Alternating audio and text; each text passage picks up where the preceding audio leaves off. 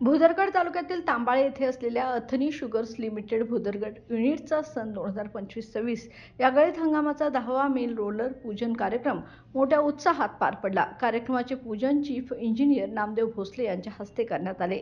यावेळी बोलताना भोसले म्हणाले, कारखान्यातील सर्व यंत्रणा अंतिम टप्प्यात असून ऊस तोडणी व वाहतूक यंत्रणा सक्षम करण्यात आली आहे।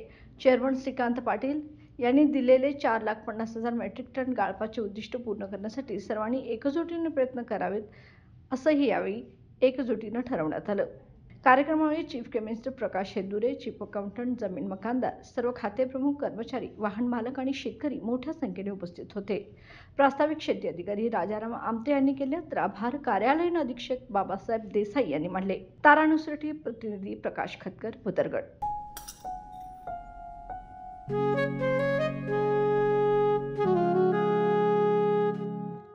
बाबा, आज येताना बासुंदी घेऊन या ना। अगं, कालच आपण आईचा वाढदिवस होता म्हणून आणली होती ना। ऐकलं, गोकुळची बासुंदी पुन्हा खावीशी वाटतेय।